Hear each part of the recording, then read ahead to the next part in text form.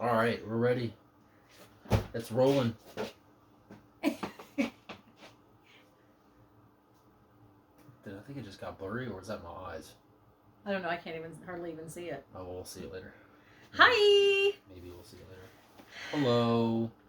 I just did a video on prayer. A video. I did a video on prayer. Okay. And it was really cool. It was about dialoguing with God instead of us just talking to Him. Interesting. It was like just talking to nothingness instead of... Like having a conversation. Yeah, like we could actually talk to Him 24/7. It's pretty nice. The ability is there. Does He talk back? Yeah, I think that's the whole point of prayer is to listen, actually. The whole point of prayer is to listen. Because then He changes us and then we speak it out. So it's not like this way and then all weird. It's like God speaks and then we speak. I don't know. It's kind of... Have y'all cool. experienced that? Yeah. It's really cool if you haven't. So, the question of the day is, where is heaven? It's on a different plane. Is it up there? Not like American Airlines, but it's like on a totally different plane. Heaven, heaven, heaven is now. But where is it? Nice. I feel like you could go off and just sing it. Do you want to just sing a little bit? Heaven came down and glory filled my soul. Nice. I like it. Okay. Heaven. Yeah. You know a heaven song? Good heavens. What's that song? Here in heaven. That's a great question. I don't know if I know a heaven song. I bet they know a heaven song. I know heaven's song. I think a lot of people... What is that song? It's really cool. It's here in heaven. Anyway, people sing about heaven. They talk about heaven. And have no idea what it is. Or where it is. I remember as growing up in the Baptist church and actually getting saved in the Baptist church, it was like, I didn't want to die and go to hell. I wanted to go to heaven. So it was all about heaven. And it was all about death. Yeah, it was pretty much all about death. Yeah, so let's die so we can go to heaven.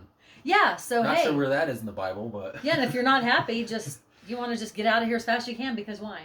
You're going to heaven. Right. Yeah, that sounds like an absolute... Spiritual suicide. Yeah. Hold on, my phone. Actually... Oh. Can be very literal. I've got to get this. Okay. This is my insurance. That's okay. That's great. It's your insurance. We're going to talk about insurance on when it comes to heaven. So that's definitely not what heaven is. Heaven is not this insurance plan on we do as best as we can and then we die and then we were saved when we said this prayer a long time ago because we heard God speak to our heart.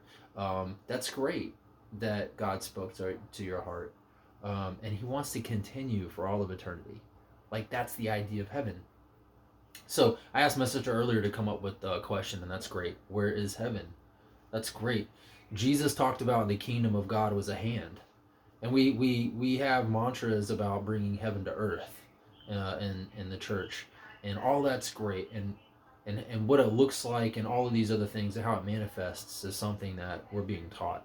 It's something we humble ourselves and we allow the reign of God in our own heart that moves upon the earth, as He's called His sons and daughters to do, is to walk into this submitted authority. So submitting to the Spirit of God and walking in authority. And I just want to talk about heaven, practically speaking. If we can just for a second imagine what it's like to be in heaven. What are some of the presuppositions? Right? What are some of the necessities? So we got a bunch of people. First of all, we can't just limit to heaven to this one person, and I feel like a lot of people do that here, is they try to create their own paradise, their own utopia, and we can see how ugly that can be in certain instances, and even in our own when we try to find our own ways of feeling comfortable and etc. But the heaven the Bible is talking about is quite different. What's necessary in this heaven is a walking out of complete selflessness. If we had to have a utopian society, people would have to be selfless. Like, core level selfless. Like, this is not about me. This is not about me. I can have my complete individuality in God and have this awesome community, this collective in God. You know, we talked a little bit on this capitalism versus socialism versus the kingdom of God, and the differences in how those natural humanistic ideas and precepts are not going to bring us into a utopian society. But God is, and it's what's necessary is selflessness. When we submit to God, we become selfless. Jesus emptied himself. He emptied himself and allowed that relationship he had with the Father to make him exactly who he was, which was a son. It was God's son. And that's what God is wanting now, is for his sons and daughters to be awakened, to bring this idea of selflessness into this earth, which it can't recognize, right? Because it's a natural, humanistic, self-centered standpoint. Even people that give do it for themselves, right? People that do charitable works are doing it for themselves.